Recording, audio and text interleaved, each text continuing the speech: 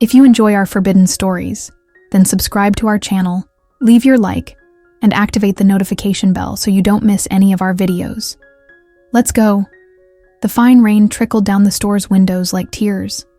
The city seemed frozen in time, wrapped in a melancholic silence, broken only by the occasional clatter of cars passing on the wet street. I was alone. Again. Another day. The antique store I inherited from my grandfather always carried the scent of old wood, dust, and untold stories. It was my refuge. And my prison. Ever since Daniel left, everything seemed duller. The colors, the sounds, my own skin. I wasn't expecting customers that afternoon. It was the kind of day when people prefer to huddle at home, away from the rain and the weight of their own emotions. I was sorting through a box of old photographs when I heard the bell at the door. A sound so ordinary, but in that moment, it felt like a summons. He walked in. He wore a dark soaked coat. The hood hid part of his face, but his eyes. Oh, those eyes. Dark, intense, a gaze that pierced through. "Good afternoon," he said, his voice hoarse, low, almost a whisper. "Good afternoon," I replied, trying to sound natural. But something inside me stirred, a feeling that this encounter wasn't random. He walked slowly through the narrow aisles of the store, his eyes scanning each object with a kind of reverence, as if he recognized every piece, as if he recognized every part of me. "Do you work here alone?" The question came casually, but it carried a hidden weight. I nodded. He gave a faint smile. "I've always thought old objects hold more than memories. They hold forgotten desires. Do you believe that?" I didn't know what to say. The question wasn't about the store. It was about me. And he knew it. We started talking. First about art, rare collections, travels we hadn't taken. Then about silences. About the spaces between words. About absences that hurt more than uncomfortable presences. He approached slowly, with respect, but also with intent. I stepped back a little, not out of fear, but wary of what this was awakening in me. It had been a long time since someone looked at me like that.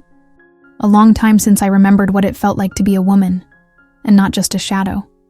I don't know how much time passed. Time seemed suspended, like the notes of an old song. When he asked to hear the music box, I knew this was more than just a visit. There was a code there, something in the gesture and the look. The melody played. Sweet, sad, familiar. This music, there's something about it. It feels like a memory I've never lived, he said, his eyes locked on mine.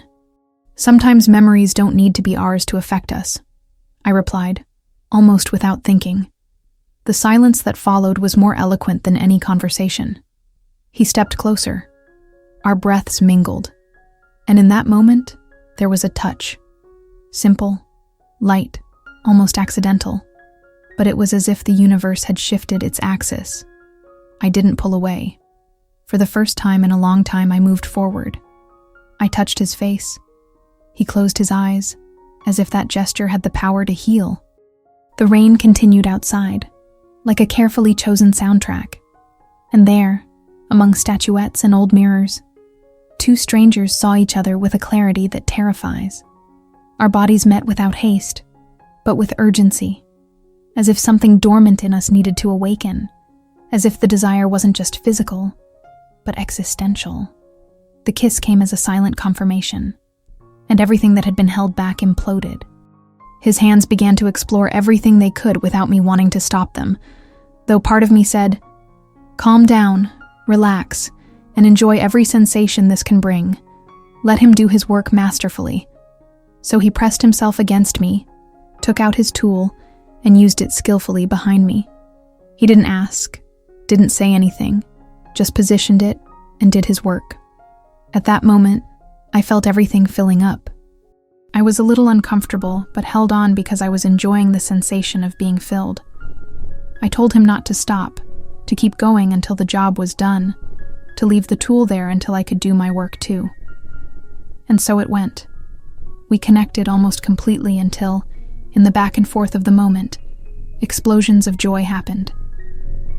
Afterward, he said, "Can I put the tool away?" I said yes, and when I looked at the floor, everything was white. And on me, too, was the nectar spilled over me. That night, the store became the stage for a story no one could ever tell. And I was reborn. Not because of him, but because I allowed myself to be. Because I opened a door I had kept locked inside me. He left before dawn. But before he did, I made a request. "Let me handle your tool." And so he took it out, and I grabbed it and began to clean it thoroughly, in a very wet way. I told him to warn me when he was about to explode with joy. I continued for minutes until he said, "Now I'm going to be very happy." So I positioned my mouth to catch all that joy, and I savored all his satisfaction. And then he left, without explanations, without promises, just a note, with a single sentence. Not every presence needs to last to be unforgettable. Since then, I've never been the same, because sometimes a single encounter is enough to change everything. And that man, that look, that rain, they live on inside me, like a song that never ends.